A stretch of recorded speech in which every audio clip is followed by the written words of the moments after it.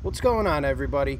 So, December in Connecticut, definitely a very weird time. One of those times where you don't know whether it's going to be 60 degrees, you don't know whether it's going to be 6 degrees, you have no clue. So, today happens to be 58 degrees, and we're going to go take a ride on this beautiful beauty right here. Every year in December, I manage to get one good ride on a day where it ends up being 60 plus degrees. So I figured, you know what, let's take a ride. I figure I'll ride around, I'll do a little bit of voiceover, tell you guys a little bit about the shop and what we do and, you know, everything else, since you seem to see a lot of different things on a daily basis. But we started the YouTube channel, it says January 2017, but I've had this idea for a long time now.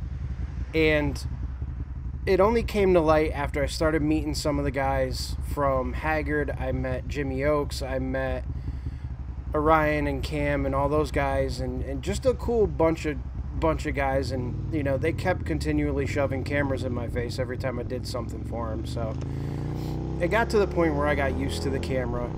I got used to what they were doing, and you know what? It looked like something that I would enjoy doing because, one, I love talking to people. Two, I love teaching. I come from a background in big business and the telecommunications industry where I did a lot of public speaking. I did a ton of public addresses and everything else, so I do really enjoy it. And for that telecommunications company I worked for, I was a teacher. I taught policy and procedure, I taught OSHA, I taught all kinds of stuff for them. And then my job after that, working for a restoration company, I also taught lead safety and various other things. I'm also certified in the state of Connecticut in teaching. So anyhow, besides that, I enjoy being able to share the information that I've learned over the years with now all of you guys.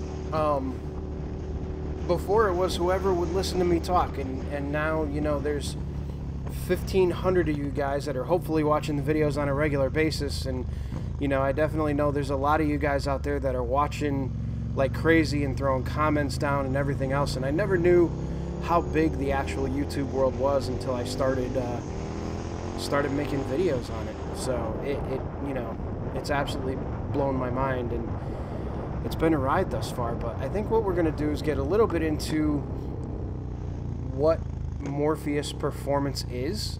I know a lot of you guys have probably watched the intro to Morpheus Performance, but that was a little weird. It was a little tight. It was a little uptight, I should say, because, you know, I'm just not, at that point in time, was not a speaker. I didn't know how to talk to these things. I would stare at a camera and just had no clue what I was doing. So now I'm kind of a relaxed atmosphere now, and things are a little bit different. So Morpheus Performance was actually a childhood idea of mine. I want to say childhood because I was only about 18 when I started the business.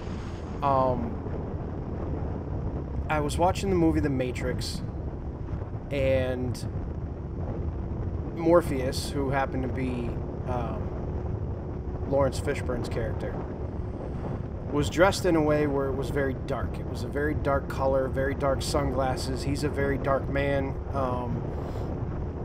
And I built a car, a 97 Dodge Avenger. I built a car, and I was at a car show. Somebody walked up to the car and said, "Oh my God, that looks like something that Morpheus would drive." So it stuck. And fortunately, but unfortunately, when I registered the name Morpheus, the correct spelling with the PH was taken. So I had to spell it phonetically, hence the Morpheus. Now, I say unfortunately because to this day, nobody can spell it.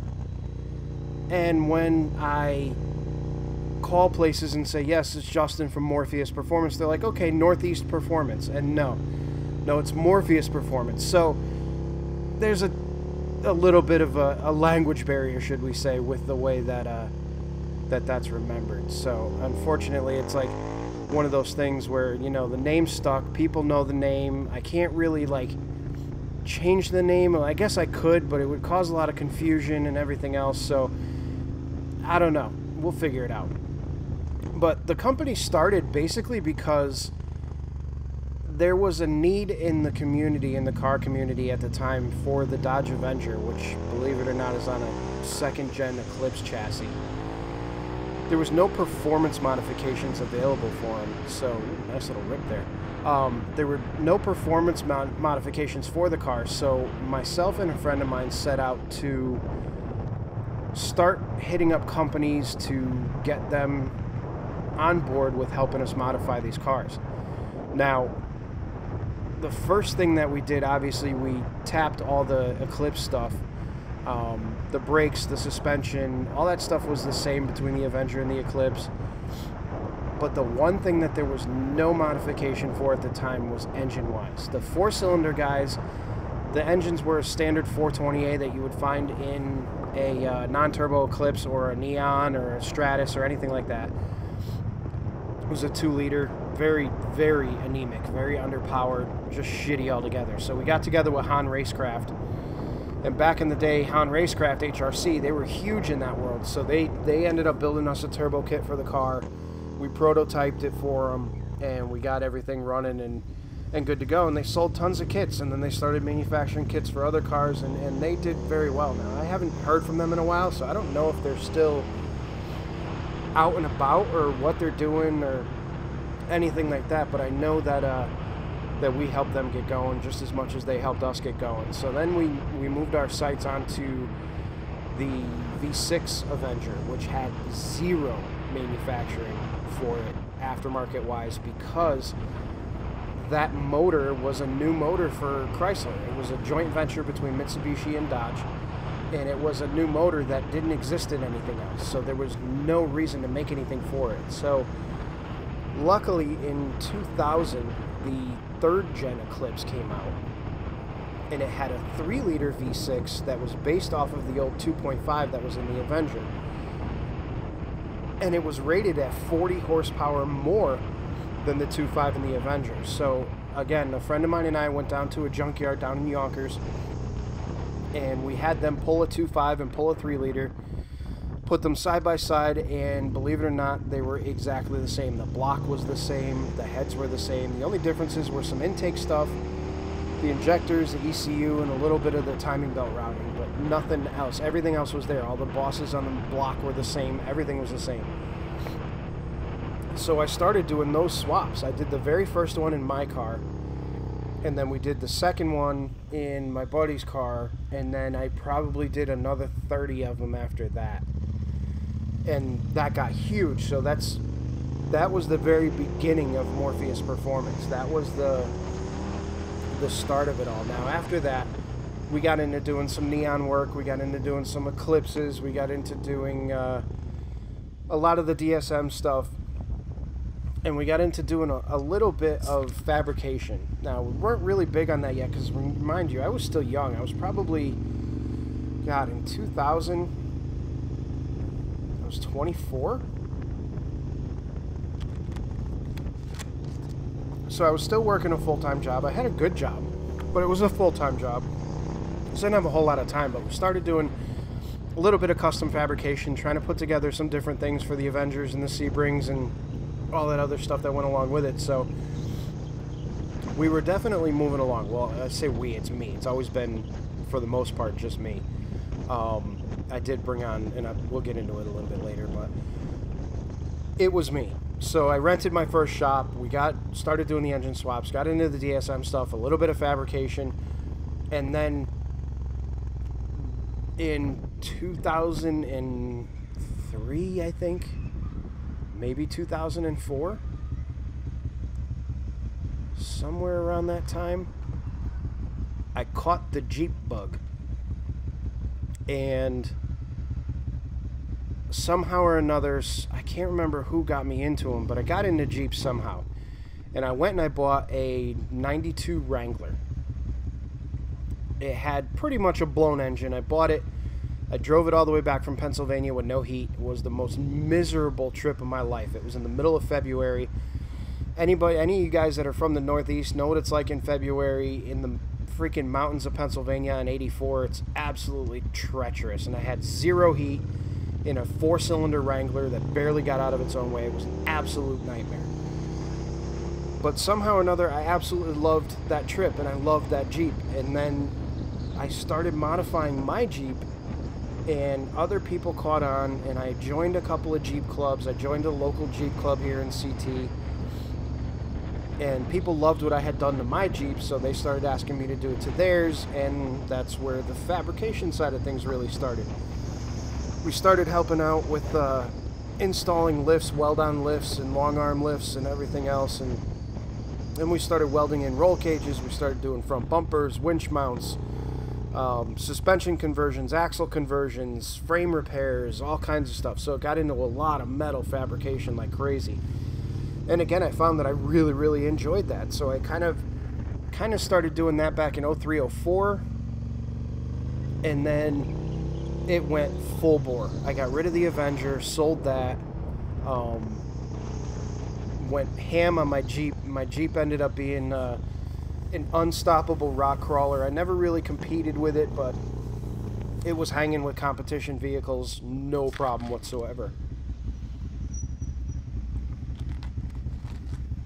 And once people saw that, they obviously wanted more and more and more, so I started building vehicles. And it got to the point where I was building vehicle after vehicle after vehicle after vehicle, so I started getting bigger shops, bigger shops, bigger shops. And then by like 2006-ish, there was a heavy need for general repair. A lot of my customers that I had done fabrication for, engine swaps for, stuff like that, couldn't find a good mechanic to do their general repairs, their oil changes, their brake jobs, shit like that. So I decided, hey, you know what? I've already got this huge engine swap thing going on. I've already got all this fabrication I'm doing with all these, you know, Jeeps now. Why don't I just do general maintenance? I mean, it'll take care of money-wise and the downtime and everything else, and I still had a full-time job, so I was all right. So I got into the general maintenance side of things, and that really started taking off. I mean, that took off better than I had ever imagined. It, like, was almost instantaneous. One customer told 5 customers, told 50 customers, and before you know it, I had a customer base that was just absolutely huge. And I mean, right now we're up to about 2,500 loyal customers that we have, and it's still just me. And you know, we built quite a big group of customers here, so it just absolutely took off. So now you get to where we are now. I hired my friend Sherry a while back to do all of the office stuff because it was just getting crazy for me. Couldn't get all the work done. We moved to a 6,000 square foot facility, and we packed it full, packed it solid. Excuse me. And we were super, super busy. Just watch right here what happens on my right hand side in about 20 seconds. This absolutely flabbergasted me. It doesn't look like it on camera, but this woman was like inches from hitting me. But anyhow, we moved into a 6,000 square foot facility. We built some pretty crazy stuff. That's about when you'll see my Instagram start really ramping up, and you see the YouTube stuff and everything else, was when we moved to the 6,000 square foot facility. Now, fast forward 4 years to now, and where we're at right now is we've decided to downgrade a little bit, because you know what? Yeah, it is absolutely amazing. You see, there she is. She was literally an inch from my back wheel. Where we are right now is that, yeah, it was wonderful to have a 6,000 square foot facility, but I'm still only one guy. And me being one guy, I was utilizing about 1,000 square feet of that entire building. The rest of it was just storage for projects that I had laying around. And it was not economical. It didn't make any sense from a money standpoint to be spending that kind of money on that size facility to literally be doing 1,000 square feet worth of work. Now, yeah, of course it was nice, but you're talking, you know, $600 electric bill. You're talking in the wintertime $700 or $800 a month to heat the place, and then all the stuff that goes along with having that big of a place and that much overhead, and only being one guy. You know, if I had 3 or 4 mechanics, it probably would have been better, but I don't trust anybody else to do the same work that I do, so it was tough for me. So we decided to downsize a little bit, so now we've got 2,000 square feet. It's a lot quieter now. We're kind of set back off the street. We had a storefront right on the road, and it didn't really gain us any business or anything like that, so being in the back and being, you know, somewhat hidden, and our loyal customers know where to find us. You guys know where to find us. You know, anybody wants custom stuff done, it's cool. It's quiet. It's laid back. It's 2,000 square feet. The overhead isn't so crazy. And, you know, it's a lot easier for me to handle. It's a lot more cozy. And my customers now get to watch me actually working on their cars. And that's one thing that I've always wanted, was for, you know, my customers, my general repair customers, especially my female customers, to be able to see what it is that I'm doing with their cars. Because, you know, in these days and age, you can't trust anybody anymore, especially with your vehicle. You know, you've got stories of dealerships ripping people off and mechanics ripping people off, and, you know, you got all these things on YouTube about, you know, they brought the car in for an oil change and left an underhood camera, and the guy never changed the oil. Hey, look, my father-in-law. He never changed the oil, and, you know, charged him $600 to do a bunch of shit that wasn't needed. So I wanted to be different than that, and I wanted to be able to gain the trust of my customers and gain the trust of everybody around me, and, you know, make sure that my customers had the best service at the best price possible. So being in our new location has literally boosted our business significantly. We've got, you know, more money to pour into better equipment. We've got more money to pour into more equipment, and we've got a facility that is very new, very clean, very, I don't want to say hidden, because that's not the word. It's kind of tucked back a little bit, so it makes things a lot nicer. We've got tons of stuff going on. We've got tons of stuff coming in 2018, and I think it's going to be an awesome year. We've also, you know, now partnered with a lot of the YouTubers, and we started doing a lot of stuff for Jimmy Oaks, and that's been phenomenal. He's such a great guy to work with. He's such an incredible person in general. You know, on camera is exactly how he is off camera. He's such just a nice, and I call him a kid because he's 20-something years old and I'm 41, but such a great guy. And you know what? Everybody that hangs around with him, everybody that's around him, very great, good people. Excellent to work with, to work for, you know, so doing the collabs with them and doing videos with them, and, you know, it's been absolutely phenomenal. So the, you know, the end of 2017 has been great, and hopefully it's forecasting what's going to happen for 2018, which I think is going to be incredible. You know, so we're looking to push a little bit more into the high-end custom fabrication stuff. And, you know, when I say high-end, I don't necessarily mean that it's going to be out of everybody's price range, like, you know, unobtainium welding up in Canada, or Joe at Tempest Industries, or any of those guys. I mean, they're doing, you know, $4,000, $5,000, $10,000 exhaust systems. We're not looking to get that crazy. We don't have the clientele around here to really get that crazy anyhow, but I'm hoping to really get into, you know, some more nice stainless exhaust systems, intercooler piping. We're going to be working a little bit more with some titanium. We've got a really, really amazing company on board with us now, Tyco Industries and Stainless Bros. Those guys have incredible products. Their stainless is second to none. Their titanium is just incredible. Their attention to detail is impeccable. So I can't wait for this year to come and start building some stuff with their materials, because it's just going to be amazing. It's going to be fire. So we got a lot coming for 2018.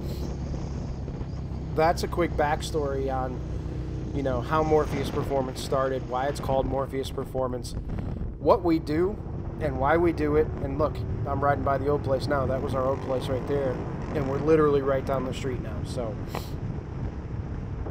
it's been amazing. This guy in the red truck, not using blinkers, driving over the line. I mean, I don't know what his problem was, but he was just out of control. I was trying to stay as far back from him as possible. But yeah, so I mean, we're literally right down the street now. We got a really nice area. You guys have probably seen the shop if you've watched a lot of my videos. But all right, well, I think I'm going to leave you guys with that, because we are now back at the shop. And if you haven't guessed already, I voiced over this entire thing, so you probably heard me drinking soda and stuff like that. Like, how the hell is he drinking soda on a motorcycle? But yeah, so it is New Year's Eve. Guys, if you're out tonight, please be super, super careful. There are so many irresponsible people on the roads. There's going to be so many drunk people on the roads. Don't be one of those people. please don't be one of those people. For the sake of yourself, your families, and everyone else on the road, do not get behind that wheel if you've been drinking. Alright guys, I'm going to end this one here. We'll go back inside and get warmed up, because even though it was almost 60 degrees, still a little chilly. But I will talk to you guys all very soon. Have yourselves a very happy new year. Thank you so much for watching all these videos. I know they're all over the place right now, but I'm kind of hoping you guys can get, you know, what you're looking for from these videos. And, you know, let's make 2018 super, super kick-ass. We've got a ton of stuff coming, so stay tuned. Again, guys, thank you so much for watching. I really appreciate it. Hit that like button. Hit that subscribe button. Leave me a comment down in the comments section. Let me know what you think, and I will see you all in 2018. Happy New Year, everybody.